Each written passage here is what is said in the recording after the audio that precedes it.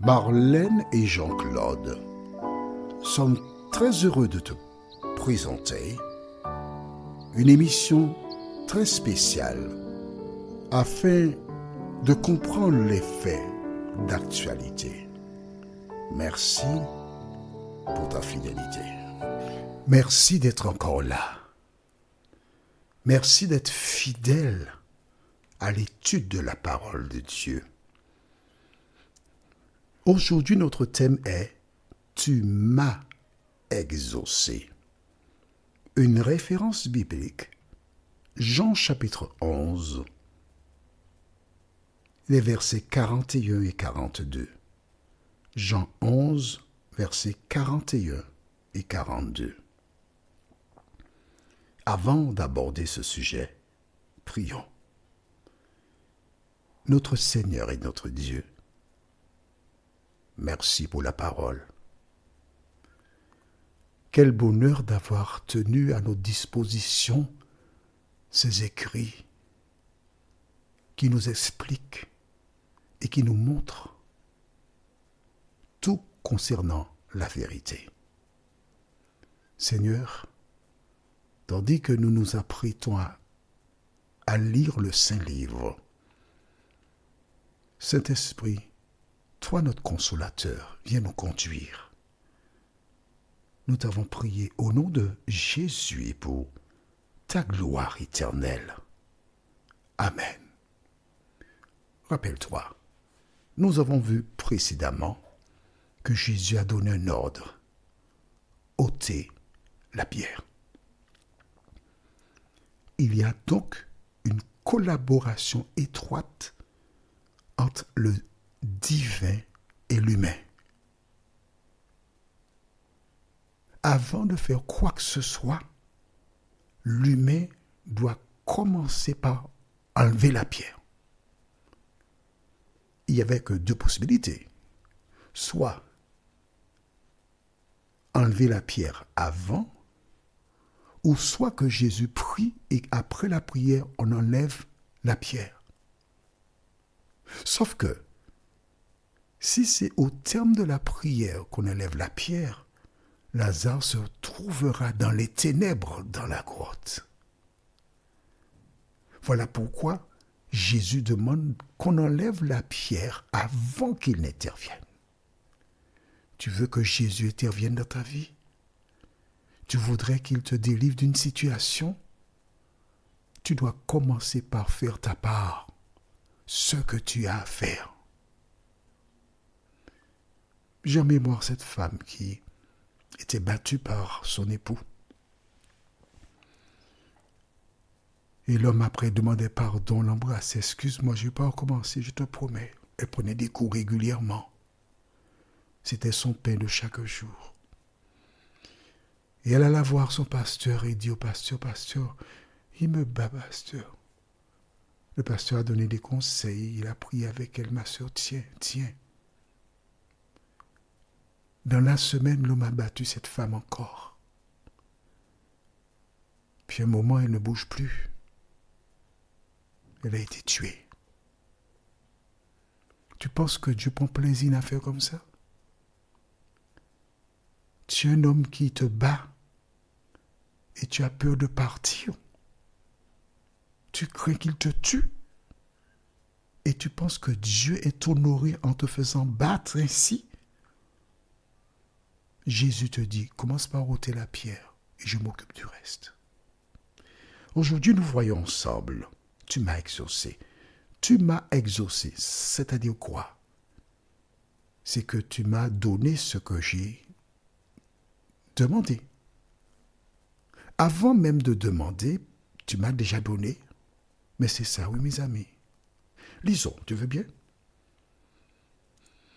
Prends ta Bible. Allez, arrête. Il y a trop longtemps que je dis il faut lire en même temps que moi. Attends, tu exagères.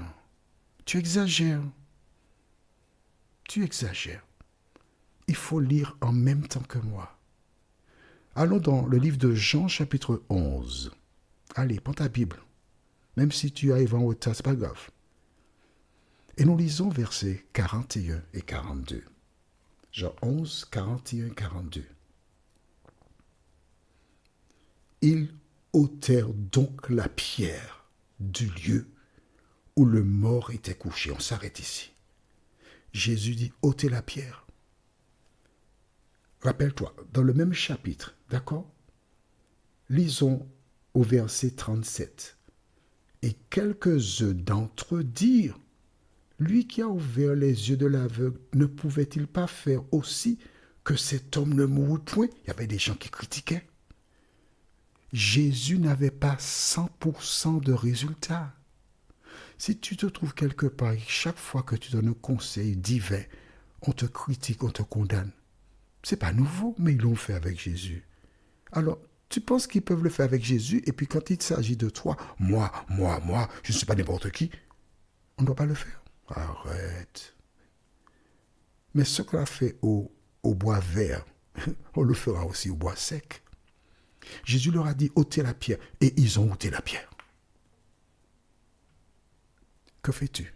Tu gardes la pierre toujours? Bon, c'est ton problème. Hein?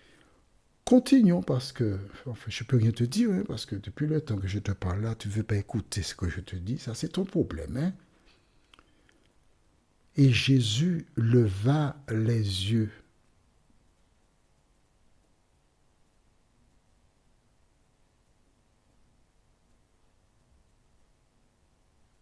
En haut et dit, Père, je te rends grâce de ce que tu m'as exaucé. Ça s'est passé. Lazare est dans le tombeau.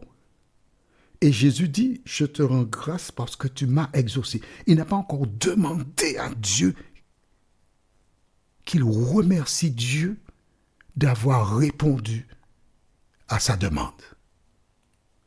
C'est ainsi qu'il te faut prier quand tu parles. Tu as un mari qui t'embête. Il t'empêche de suivre l'évangile.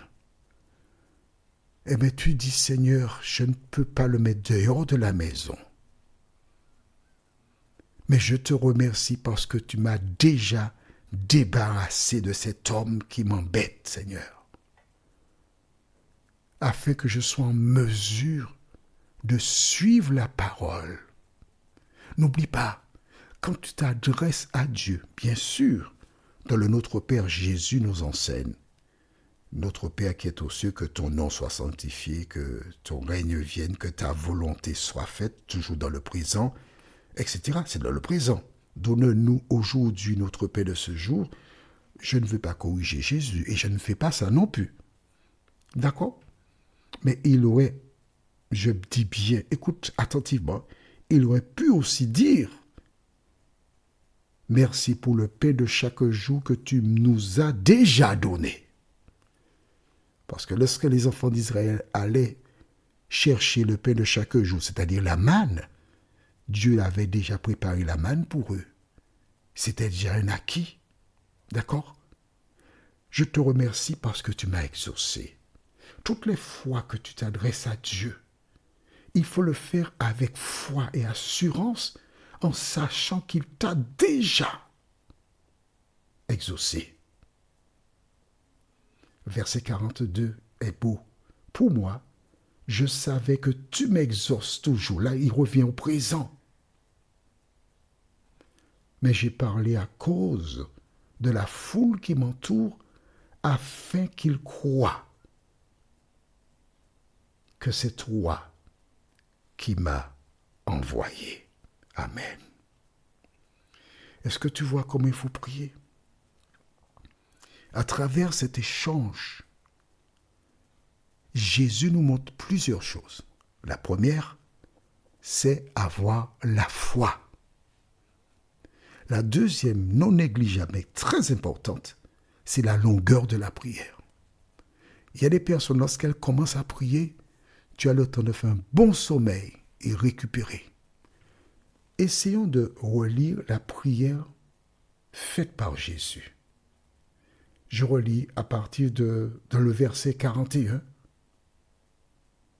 qui dit « Et Jésus leva les yeux en haut et dit » donc la prière commence à partir de cet endroit-là. Il dit « Père, je te rends grâce de ce que tu m'as exaucé. Pour moi, je savais que tu m'exauces toujours, mais j'ai parlé à cause de la foule qui m'entoure, afin qu'ils croient que c'est toi qui m'as envoyé. Voici la fin de la prière. Combien de temps ça a duré? Même pas une minute. Les païens donnent beaucoup de paroles. Aujourd'hui, quand tu dois prier,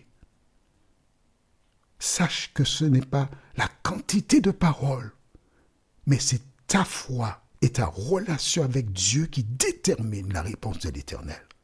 N'exagère pas quand même. Je me rappelle quand j'étais enfant, d'accord? Je te dis les choses comme elles sont. Je ne te raconte pas d'histoire. J'étais enfant et quand j'allais manger à l'université à Trinidad, on me demandait de prier. Ça dépendait. Quand je voulais embêter les gens, oh là là, je pouvais prier pendant facilement 10 minutes. Et les gens riaient et s'amusaient, d'accord? C'était pas bien, d'accord? On ne joue pas que la prière. Mais quand j'avais très faim, je disais, Seigneur, comme d'habitude, au nom de Jésus, Amen. Ça, c'est pas bon non plus, hein? D'accord? C'était deux exagérations. J'étais enfant, j'étais jeune. Mais maintenant, lorsque tu pries, ce n'est pas une grande quantité de paroles. Tu dis l'essentiel à l'Éternel et il t'exauce. Prions, notre Seigneur et notre Dieu. Merci de nous avoir dirigés, conduits au long de cette étude de la parole. Que le Saint-Esprit nous aide à retenir l'essentiel, nous t'en prions. Au nom de Jésus et pour ta gloire éternelle. Amen. Que l'Éternel continue de te bénir. Et il me tarde de te retrouver. Nous sommes parvenus au terme de notre réflexion.